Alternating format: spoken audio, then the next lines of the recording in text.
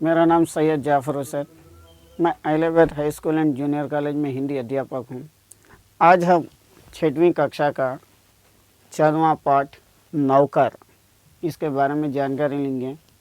ये गांधी जी से रिलेटेड है ये पाठ, और इसको अनुबंध उपाध्याय लिखे हैं। ये पाठ क्या है? आश्रम में गांधी कई ऐसे काम भी करते थे जिन्हें आमतौर पर नौकर चाकर करते हैं। जो गांधी जी आश्रम में रहते थे वो आश्रम में गांधी जी ऐसे काम भी करते थे कि नौकर लोग जो काम करते थे वो काम इन्हों भी करते थे।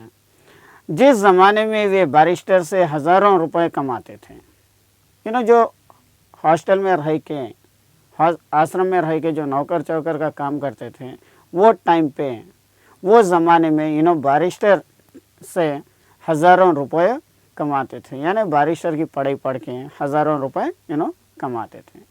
उस समय भी वे प्रतिदिन सुबह अपने हाथ से चक्की पर आटा पीसा करते थे। वो टाइम पे भी सुबह सुबह उठ के चक्की पे आटा पीस लेके रोटी बनाते थे।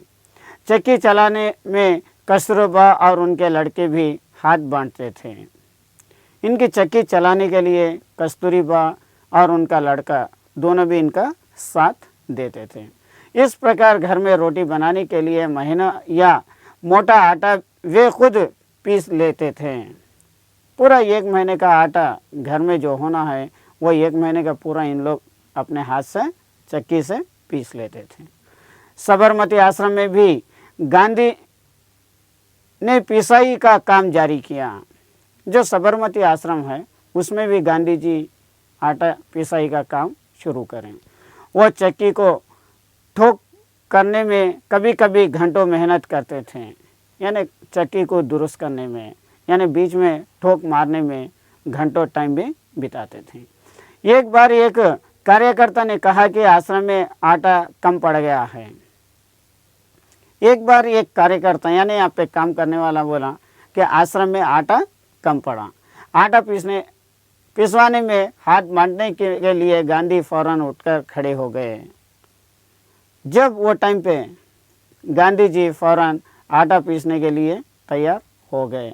गेहूं पीसने से पहले उसे बीनकर साफ करने पर वह जोर देते थे। गेहूं का आटा पीसने से पहले, गेहूं पीसने से पहले, आटा बनाने से पहले गेहूं को चुनना, इसके लिए बहुत इम्पोर्टेंट उन्होंने देते थे। कोपधारी इस महान व्यक्ति को अनाज बीतने देख के उसने मिलने वाले लोग हैरान में पड़ जाते थे। जो भी लोग इनसे मिलने के लिए आते थे, ये इंसान से यानी गांधी जी से हर एक व्यक्ति भी इनको देख के एकदम हैरान हो जाते थे। बाहरी लोगों के सामने शारीरिक मेहनत का काम करने गांधी को शर्म नहीं लगती थी। जो बाहरी लोगों के लिए अपने शारीरिक का काम करने के लिए, शारीरिक मेहनत करने के लिए इनको कुछ शर्म नहीं आती थी। एक बार उनके पास कॉलेज के कई छात्र मिलने आए। एक बार इनके पास कॉलेज से थोड़े स्टूडेंट्स मिलने के लिए आए। उनको अंग्रेज़ी भाषा के अपने ज्ञान का बड़ा गर्व था। वो छात्रों को अंग्रेज़ी लैंग्वेज के बारे में, अंग्रेज़ी बात करने के लिए, वो ज्ञान के लिए इनको बहुत बड़ा गर्व था। गांधी जी से बातचीत की अंत में वे बोले, बापू यदि मैं आपकी कोई सेवा कर सकूं तो कृपया मुझे अवश्य बताएं।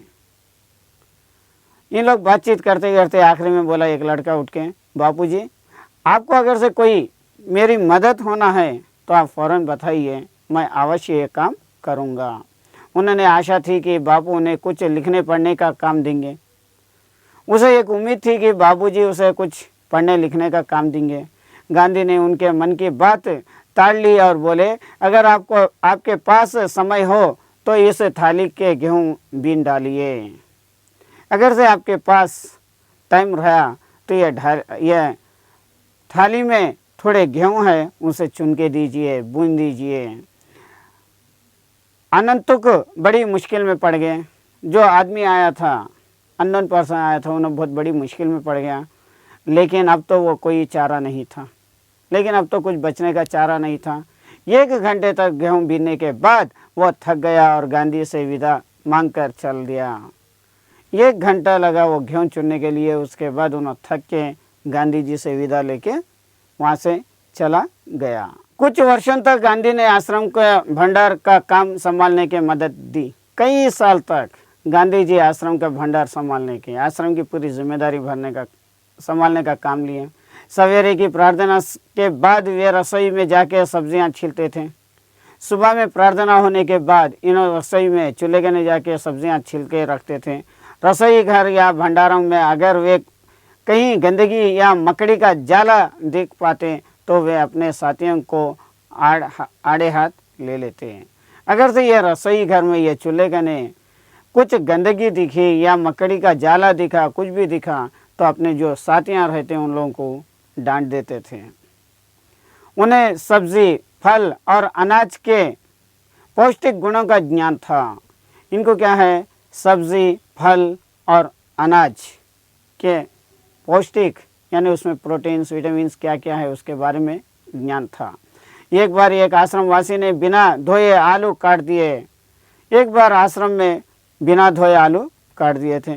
गांधी ने उसे समझाया कि आलू और नींबू को बिना धोए नहीं काटना चाहिए। आलू और नींबू को कभी भी धो के काटना है, बिना धोए नहीं काटना है। एक बार एक आश्रमवासी को कुछ ऐसे केले दिए गए जिनको छिलके पर काले चकते पड़ गए थे। एक बार एक आश्रमवासी को कुछ मौज लेके आके दिए थे, उसके पर काले धब्बे पड़े हुए थे। उसने बहुत बुरा माना, वो आदमी बहुत बुरा माना। तब गांधी ने उसे समझाया कि वे जल्दी पच जाते हैं और तुम्हें ख़ास तौर पर इसलिए दिए गए हैं कि तुम्हारा हजमा कमज़ोर है। जब गांधी जी उसको समझाया कि ये जो काले धब्बे के मौज है वो जल्दी हजम होते हैं, आपका जो हाजिमा है बहुत कमज़ोर है, इसलिए आपको ये दिया गया। गांधी आश्रमवासियों को अक्सर स्वयं ही भोजन परोसते थे। गांधी जी आश्रमवासियों को अपने हाथों से भोजन परोसते थे।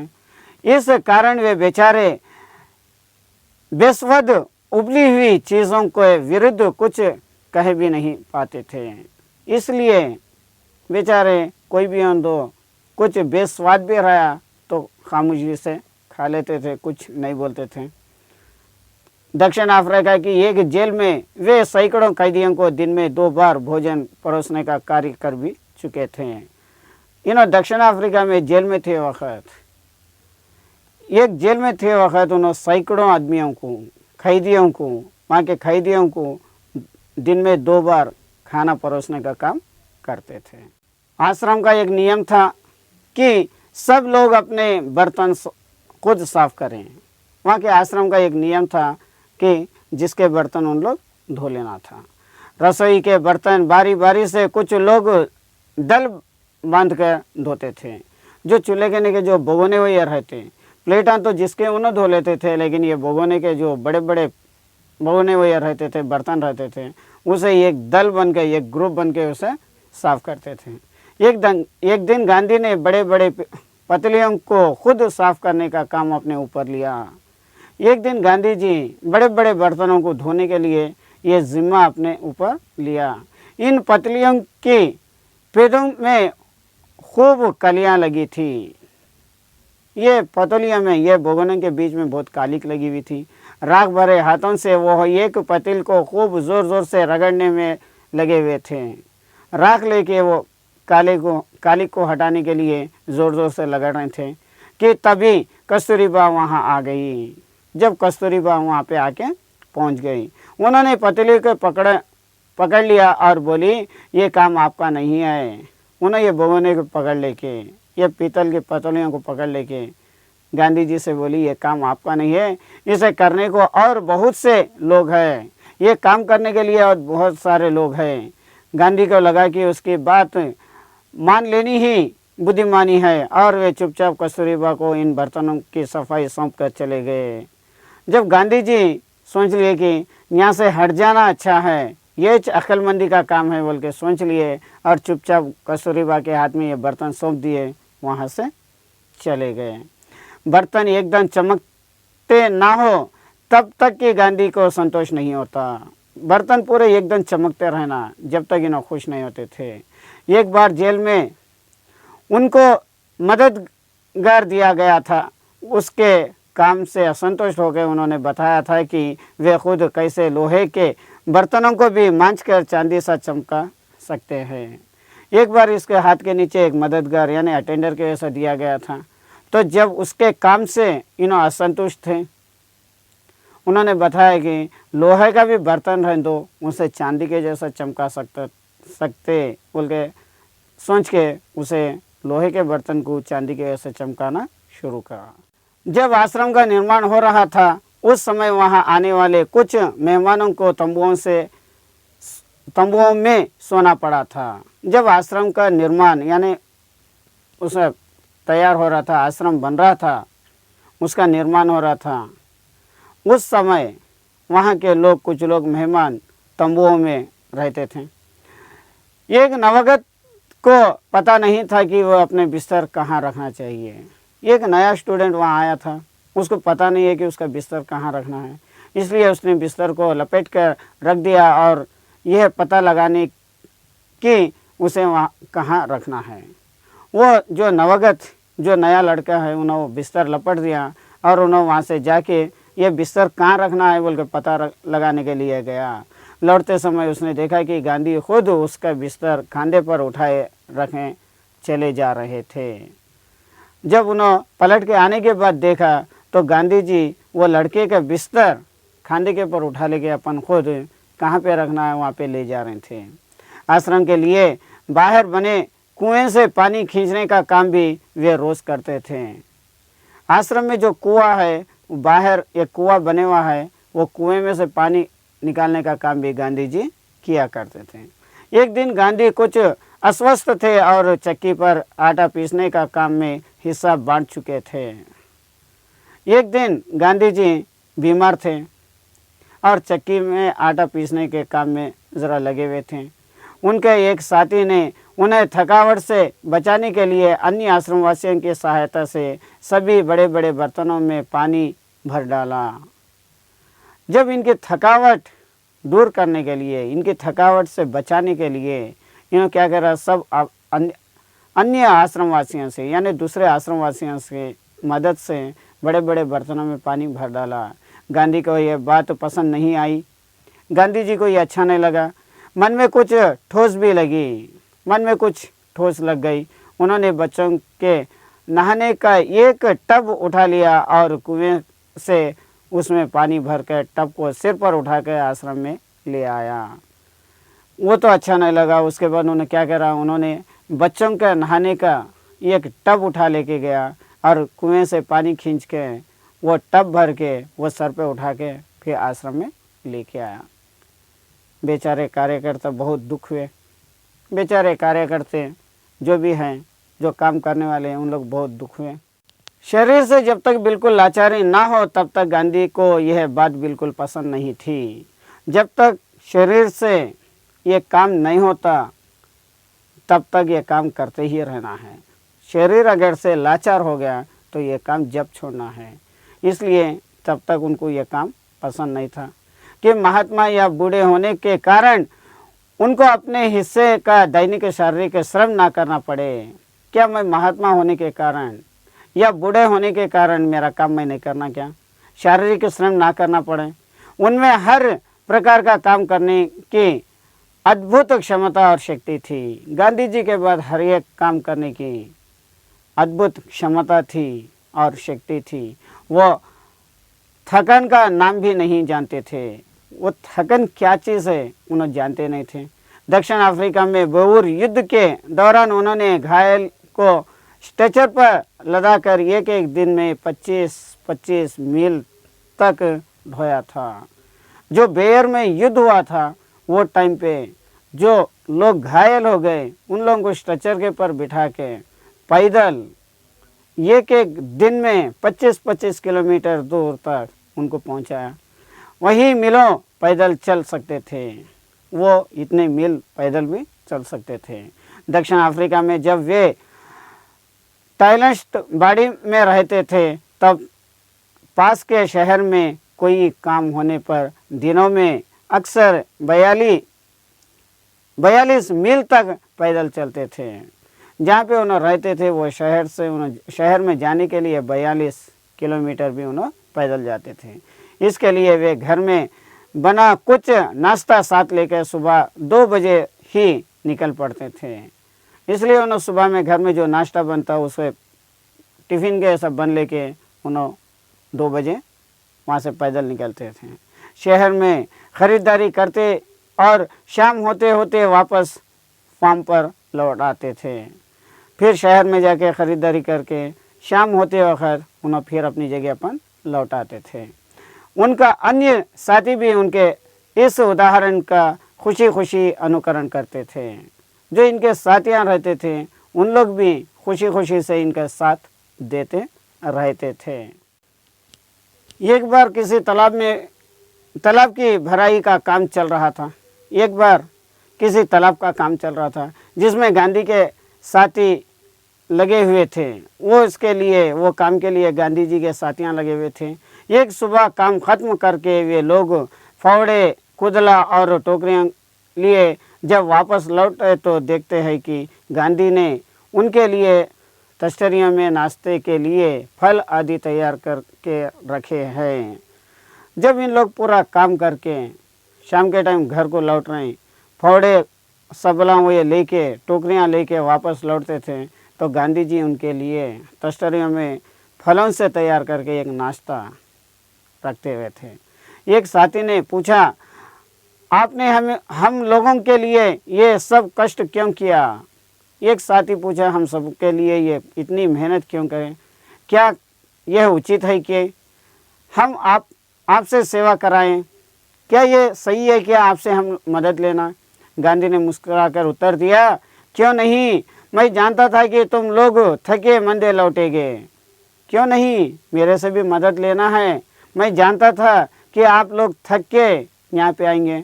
तुम्हारा नाश्ता तैयार करने के लिए मेरे पास खाली समय था।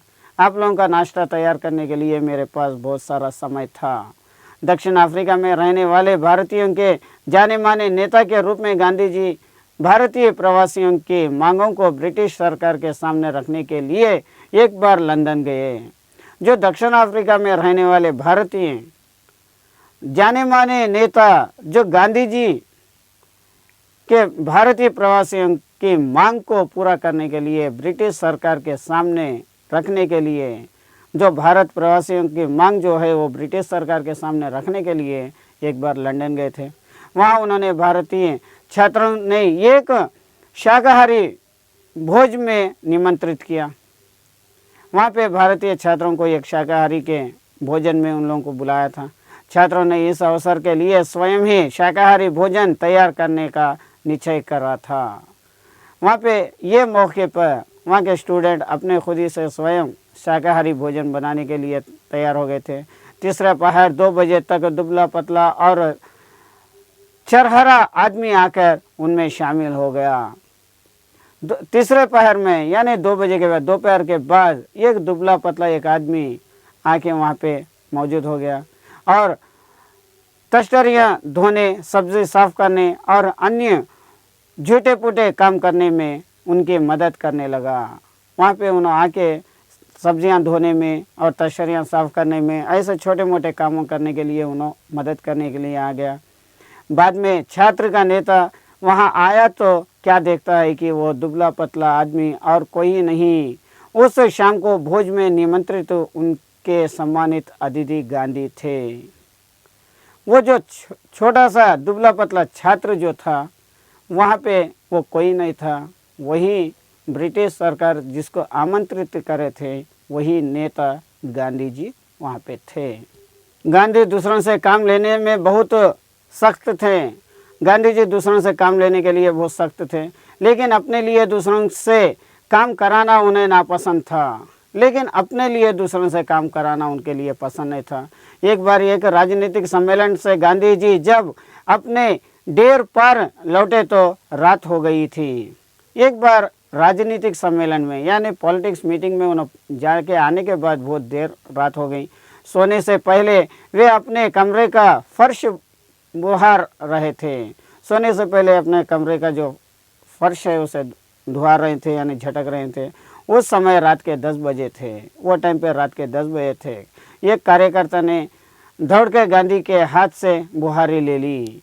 उन्हें दौड़ते हुए आके ये अब गांधी जी के हाथ में से वो फर्श ले लिया। जब गांधी गाँव का दौरा कर रहे होते उस समय रात को यदि लिखते समय लालटेन का तेल, जब गांधी जी गाँव के दौरे में जाते थे उस समय रात को यदि लिखते समय जो लालटेन का तेल यानी खंडिलों का तेल, जो खंडिलों का तेल है वो ख़त्म हो जाता, तो वे चंद्रमा की रोशनी में ही पत्र पूरा कर लेना ज़्यादा पसंद करते थे। जब चांद की रोशनी में बैठ के अपना ख़त पूरा करना, जो भी लिखना है वो पूरा करना पसंद करते थे। लेकिन सोते हुए अपने किसी थके हुए साथी को नहीं जगाते थे। लेकिन सोते वक्त कोई भी साथी थके हुआ है तो उसे उठाते नहीं थे। नौखाली पद यात्रा के समय गांधी ने अपने शिविर में केवल 2 आदमियों को ही रहने की अनुमति दी। नौखाली पद यात्रा पे उस टाइम पे गांधी जी अपने साथ रहने के लिए, अपने शिविर में रहने के लिए सिर्फ 2 जनों को अनुमति थी। इन दोनों को यही नहीं मालूम था कि खाकरा कैसा बनाया जाता।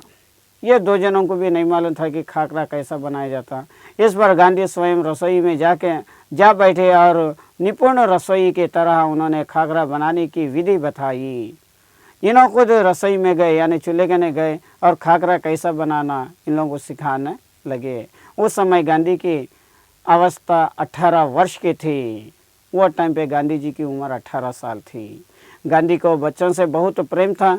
गांधी जी को बच्चों से बहुत प्रेम था। अपने बच्चों के जन्म के 2 माह बाद उन्होंने कभी किसी दाई को बच्चे के देखभाल के लिए नहीं रखा। इनको बच्चों से बहुत प्रेम था, इसलिए अपने बच्चों के जन्म के बाद उन्होंने किसी को भी संभालने के लिए, किसी को भी उनके देखभाल के लिए उसके घर में नौकर को नहीं रखा था। वे मानते थे कि बच्चे के विकास के लिए माँ बाप का प्यार और उनकी देखभाल अनिवार्य है। वे जानते थे कि बच्चों के डेवलपमेंट के लिए माँ बाप का प्यार और उनकी देखभाल ज़रूरी है। वे माँ की तरह बच्चों को देखभाल कर सकते थे। ये माँ जिस तरीके से बच्चों को देखभाल करती उस तरीके से इन्हें भी देखभाल कर सकते थे। खिला पिला और बदला सकते थे, खिलाते थे पिलाते थे और जो भी है बदलना वो बदल सकते थे। एक बार दक्षिण अफ्रीका में जेल से छूटने के बाद घर लौटने पर उन्होंने देखा कि उनकी मित्र की पत्नी श्रीमती पोलक बहुत ही दुबली और कमज़ोर हो गई थी। एक बार उन्हें जेल से छूटने के बाद दक्षिण अफ्रीका में जेल से छूटने के बाद उन्होंने घर लौटे तो उन्होंने क्या देखा बोले तो अपनी मित्र की पत्नी श्रीमती पोलक बहुत दुबली पतली हो गई थी। उनका बच्चा उनका दूध पीना छोड़ता नहीं था। उनका बच्चा दूध पीना नहीं छोड़ रहा था और वो उसका दूध छोड़ने की कोशिश कर रही थी और उन्हें दूध छुड़ाने की कोशिश कर रही थी। बच्चा उन्हें चैन नहीं लेने देता था, बच्चा उनको चैन से लेने नहीं रहता था और रो रो के उन्होंने जगाया रखता था और रोता था, रातों में रोता था, उसे जगाता था। गांधी जिस दिन लौटे उस रात में उन्होंने बच्चों की देखभाल का काम अपने हाथों में ले लिया। जिस दिन उन्हें जेल से घर में आए उस दिन से वो बच्चों के, अपने दोस्त के बच्चों के देखभाल का काम उन्होंने अपने हाथों में ले लिया। 3.5 बड़ी मेहनत करने, समूह में भाषण देने के बाद, दिन भर सारे दिन बड़ी मेहनत करके और सभाओं में भाषण देने के बाद भी 4 मील पैदल चलकर गांधी कभी कभी रात को 1 बजे घर पहुंचते थे और बच्चे को श्रीमती पोलक के बिस्तर पर से उठाकर अपने बिस्तर पर लिटा लेते थे। 4-4, 5-5 किलोमीटर दूर जाने के बाद भी पैदल चलकर गांधी जी कभी कभी रात को 1-2 बजे रात को भी आते थे। वो टाइम पे फिर बच्चे, जो श्रीमती पोलक का बच्चा है, उसको सोते हुआ देख के उसके बिस्तर पे से उन्हें उठा के लेके आके अपने बिस्तर पे लिटा लेते थे। वो चारपाई के पास एक बर्तन में पानी भर कर रख लेते ताकि यदि बच्चे को प्यास लगे तो उसे पिला दे। उन्हें अपने चारपाई के पास, अपने पलंग के पास एक बर्तन में पानी भर के रख लेते थे क्योंकि बच्चे को प्यास लगी तो पानी पिलाने के लिए, लेकिन इसकी ज़रूरत ही नहीं पड़ती थी। लेकिन इसकी ज़रूरत नहीं पड़ती थी। बच्चा कभी नहीं रोता और उनकी चारपाई पर रातों में आराम से सो रहता था। कभी भी तो बच्चा रोता भी नहीं था और इनके पलंगे पर सोते हुए रहता था आराम से। एक पखवाड़े तक माँ से अलग सुलाने के बाद बच्चे ने माँ का दूध छोड़ दिया। थोड़े दिन माँ से अलग सुलाने के बाद वो बच्चा माँ का दूध छोड़ दिया। गांधी अपने से बड़े का बड़ा आदर करते थे। गांधी जी अपने से बड़ों का भी आदर करते थे। दक्षिण अफ्रीका में गोखले गांधी के साथ ठहरे हुए थे। दक्षिण अफ्रीका में गोखले गांधी के साथ ठहरे हुए थे। उस समय गांधी ने उनके दुपट्टे पर इस्त्री की। वो टाइम पे गांधी जी उनके दुपट्टे की इस्त्री की। वो उनका बिस्तर ठीक करते थे। वो उनका बिस्तर भी ठीक करते थे, उनको भोजन परोसते थे और उनके पैर दबाने को भी तैयार रहते थे और उनके पैरां भी दबाने के लिए तैयार होते थे। गोखले बहुत मना करते थे लेकिन गांधी नहीं मानते थे। जो गोपाल कृष्ण गोखले उन्हें बहुत मना करते थे लेकिन गांधी जी नहीं मानते थे। महात्मा कहलाने से बहुत पहले एक बार दक्षिण अफ्रीका से भारत आने पर गांधी कांग्रेस के अधिवेशन में गए और महात्मा गांधी दक्षिण अफ्रीका से भारत आने पर एक बार गांधी कांग्रेस के अधिवेशन में गए। वहाँ उन्होंने गंदे पाखाने साफ किए और बाद में उन्होंने एक बड़े कांग्रेस नेता से पूछा और उन्होंने वहाँ के गंदे पाखाने वो साफ करें और वहाँ से कांग्रेस के लीडर से पूछा, मैं आपकी क्या सेवा कर सकता हूँ। जब गांधी जी कांग्रेस नेता से पूछे, मैं आपकी सेवा क्या कर सकता हूँ। नेता ने कहा, मेरे पास बहुत से पत्र इकट्ठा हो गए हैं जिनका जवाब देना है। मेरे पास बहुत सारे पत्र जमा हो गए हैं, उसका जवाब देना है। मेरे पास कोई कारकुन नहीं है जिसे ये काम दूँ। मेरे पास कोई नौकर चाकर नहीं है या कोई कार्यकर्ता नहीं है उसको ये काम सौंप दूँ। क्या तुम ये काम करने को तैयार है? गांधी ने कहा, ज़रूर, मैं ऐसे कोई भी काम करने को तैयार हूँ। मेरे पास कोई कारकुन नहीं है, आप ये काम करने के लिए तैयार है क्या? बोल के नेता पूछे तो गांधी जी उसमें उत्तर दिए कि ज़रूर, मैं ऐसा कोई भी काम करने के लिए तैयार हूँ। मेरे समर्थ से बाहर ना हो ये काम उन्होंने थोड़ी ही समय में समाप्त कर डाला। जो काम मेरे हाथ से हो सकता है वो काम मैं ज़रूर करूँगा बोल के थोड़ी ही देर में उन्होंने ये काम पूरा समाप्त कर डाला। और इसके बाद उन्होंने उन नेता की कमीज़ के बटन आदि लगाने और उनकी अन्य सेवा का काम खुशी से किया।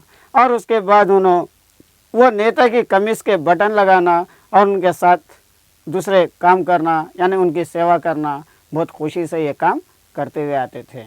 जब कभी आश्रम में किसी सहायक को देखने की आवश्यकता होती थी, जब आश्रम में किसी सहायक की यानी कोई नौकर की सहायता पड़ती थी, तब गांधी किसी हरिजन को रखने का आग्रह करते थे। जब गांधी जी जब हरिजन को रखने के लिए बोलते थे, उनका कहना था, नौकरों को हमें वेतन भूति मजदूरी नहीं, नौकरों को जो अपन देते वो वेतन भोग मजदूरी नहीं है। अपने भाई के समान मानना चाहिए, उसे अपने भाई के समान मानना चाहिए। इसमें कुछ कठिनाइयाँ हो सकती, इसमें थोड़ी परेशानी हो सकती, कुछ चोरियाँ हो सकते, कुछ चोरियाँ भी हो सकते, फिर भी हमारी कोशिश स्वार्थ निष्फल नहीं हो जाएगी, फिर भी हमारी कोशिश बेकार नहीं जाएगी।